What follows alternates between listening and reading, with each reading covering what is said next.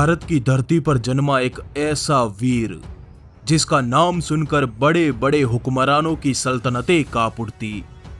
एक ऐसा करारा योद्धा जिसकी सत्ता ने हिंदुस्तान से मुगल हुकूमत का नामो निशान मिटा दिया। संपूर्ण भारत पर हिंदू हुकूमत जमाने वाले अटक से कटक तक की धरती पर जिसके नाम का भगवा लहराता था, उस वीर का नाम है छत्रपति शिवाजी महाराज। तो आइए जानते हैं छत्रपति शिवाजी महाराज के अनसुने सच्चे इतिहास को। उम्मीद है आपने इस वीडियो को लाइक जरूर किया होगा। तो चलिए शुरू करते हैं। छत्रपति शिवाजी महाराज का जन्म 19 फरवरी सन 1630 को महाराष्ट्र के शिवनेरी किले में हुआ। यह वो वक्त था जब दिल्ली सहित लगभग आधे भारत पर मुगलों के कट्टर सुल्तान औरंगजेब की हुकूमत थी और दक्षिण भारत पर आदिल शाह और कुतुब शाह जैसे सुल्तानों ने कब्जा जमा रखा था। इस वक्त तक भारत में एक भी स्वतंत्र हिंदू राज्य नहीं बचा। देश, धर्म, मंदिर, हिंदू और गायों को खतरे में देख मात्र 15 साल की उम्र में छत्रपति शिवाजी महाराज ने संपूर्ण भारत पर हिंदू हुकूमत जमाने की प्रतिज्ञा ली और इसी उद्देश्य से शिवाजी महाराज निकल पड़े अपनी सेना बनाने। पर 15 साल के बालक का साथ भला कौन देता, इसलिए उन्होंने अपने दोस्तों को अपने साथ लिया और बीजापुर की मुस्लिम सल्तनत पर धावा बोल दिया। मात्र 16 साल की उम्र में शिवाजी महाराज ने अपने दोस्तों के साथ मिलकर तोरणा के किले को विजयी कर लिया। इस किले से शिवाजी महाराज को बहुत बड़ा खजाना हाथ लगा। इस खजाने से महाराज ने अपनी एक सेना बनाई और इसी सेना के बल पर शिवाजी महाराज ने अगले 2 वर्षों में पुरंदर, कोंडाणा, चाकन और राजगढ़ जैसे विशाल किलों पर अपनी हुकूमत कायम कर दी। धीरे धीरे महाराज ने अपनी हुकूमत का विस्तार किया और अपनी सेना के साथ कोंकण पर चढ़ाई की। मुगल इलाकों पर पहली बार कोई हिंदू राजा तलवार लेकर आया था। मराठा सेना ने मुस्लिम सूबेदारों को मारकर कोंकण, कल्याण जैसे नगरों पर भगवा ध्वज तान दिया। 40 किले, 9 सामंत और 60,000 सेना के सरदार शिवाजी महाराज ने बीजापुर की सल्तनत पर दावे बोल बोल कर उसे पूरा खोखला कर दिया। अपनी सल्तनत खत्म होते देख बीजापुर का सुल्तान अली आदिल शाह कांप गया। उसने अपने सेनापति अफजल खान को एक बड़ी सेना देकर शिवाजी महाराज के इलाके में भेजा। शिवाजी महाराज इस समय प्रतापगढ़ किले में थे। ईस्वी सन 1659 को अफजल खान अपने विशाल लश्कर के साथ सीधे प्रतापगढ़ की तरफ निकल पड़ा। हिंदू, गौ, स्त्री, बच्चे और ब्राह्मणों का कत्लेआम करते हुए उसका लश्कर मैदान में उतरा।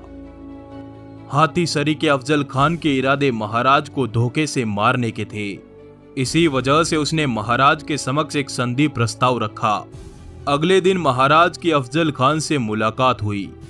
गले मिलने के बहाने लंबे चौड़े अफजल खान ने शिवाजी महाराज को दबोच लिया और उनकी पीठ में खंजर से वार किया, परंतु कपड़े के नीचे लोहे का कवच पहने शिवाजी महाराज ने अपना बाग नख निकालकर अफजल खान को वहीं के वहीं चीर डाला।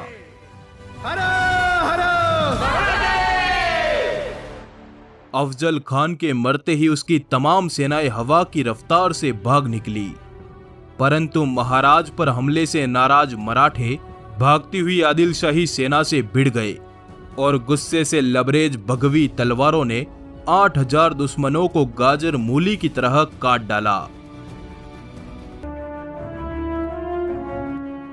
अफजल खान द्वारा मंदिरों के विध्वंस का गुस्सा शिवाजी महाराज ने बीजापुर की सल्तनत पर उतारा। ईस्वी सन 1660 तक शिवाजी महाराज ने बीजापुर के चौथाई हिस्से पर कब्जा कर लिया।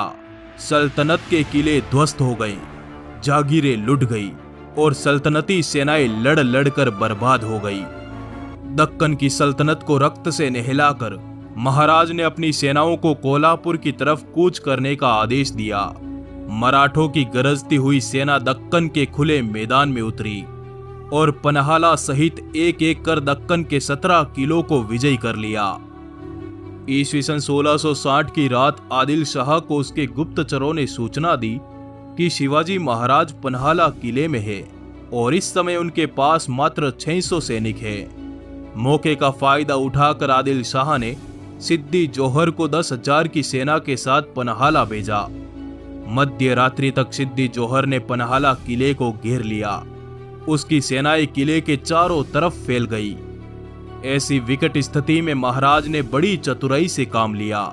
उन्होंने कई दिनों तक दुश्मन सेना का अनाज खत्म होने का इंतजार किया और 13 जुलाई की रात थकी हुई दुश्मन सेना को चकमा देकर महाराज सभी मावलों को लेकर पन्हाला किले से निकल गए। भनक लगते ही दुश्मन सेना महाराज के पीछे निकल पड़ी।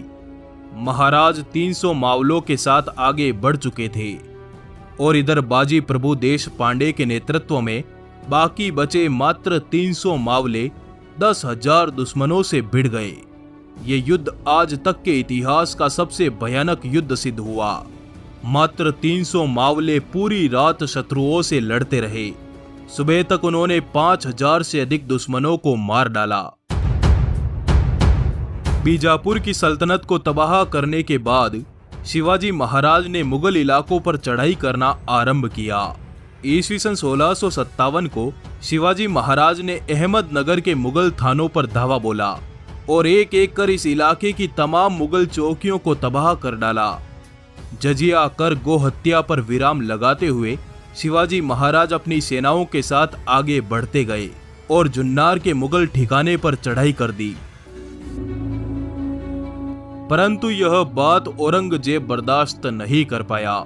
उसने शिवाजी महाराज को काबू में लाने के लिए अपने मामा शाइस्ता खान के नेतृत्व में 1,50,000 मुगल सैनिकों का लश्कर महाराष्ट्र की तरफ भेजा। जनवरी सन 1660 की रात शाइस्ता खां भारी लाव लश्कर के साथ पुणे पहुंचा और पूरे नगर को अपने कब्जे में ले लिया।